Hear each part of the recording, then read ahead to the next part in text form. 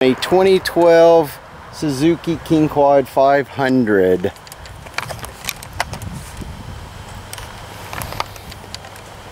How to change the oil, things to just kind of inspect, which I try to do after every ride. Also sometimes what'll happen is you'll get a squeak when you go to get on it, and you have to take some spray silicone and spray the little bushings, and I'll show you where those are. Alright, you've got rubber bushings on the bottom of the shock and up at the top,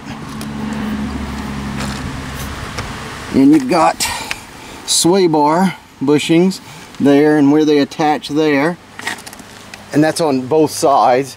I'm going to show you both sides because it's the same. And the same thing here, down shocks, the control arms, bushings down here, upper, lower. I spray those and the squeaks go away. And I only have to do it once every while. Alright. After every ride, I inspect all my CV boots, make sure nothing's wrapped around them, make sure there's no cuts. Because if you get a hole in it, you want to get that replaced immediately, or you'll be replacing the CV shaft. And it's the same all the way around. You check the inner and the outer boots, and then I just inspect everything.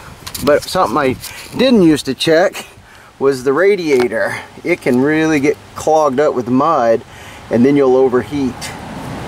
I had that happen once, so now I make sure I check that, spray that, and clean it. And pretty much I hose it down after every ride. I'm going back out later, so I didn't hose it this time. Basically, just go around the whole thing and just inspect it, make sure the lights work. You know, see, like you can see a little bit of leaves there. When I'm done today, I'll clean that up. But I do watch for any kind of like stringy grass wrapping around the CV boots and stuff. Make sure there's no sticks lodged up.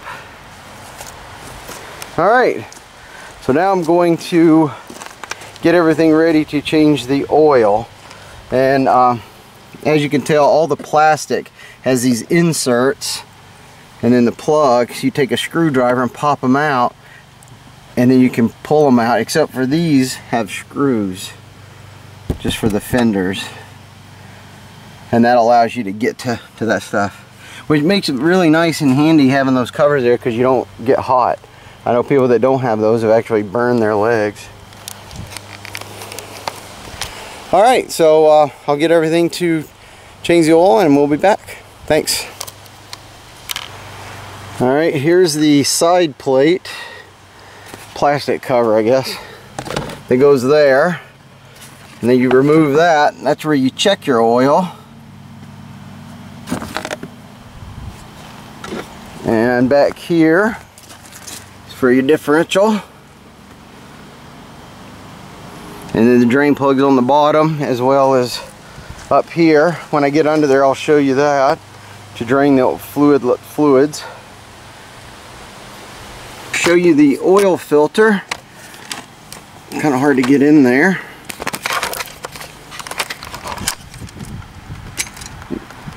There you go, there's your oil filter. So fairly easy to get to. Come under here, see if I can show you the drain plug. There we go. There's your drain plug. 11/16 fit for me. It was a little sloppy, so it's probably a metric, but I couldn't find the right size, and 11/16 work. It wasn't really tight. But so anyway, you get your drain pan underneath. I already broke it free, so that now I can just reach up there with my fingers and take it off. Okay, you can see the oil draining. Just want to get a good bird's eye view of where it was. This plate you see here is actually not standard. That's because of I have a plow package, and this is where my plow connects to it. Just 2 pins go through. It's a very nice little system. It's what I used to snow plow my driveway with.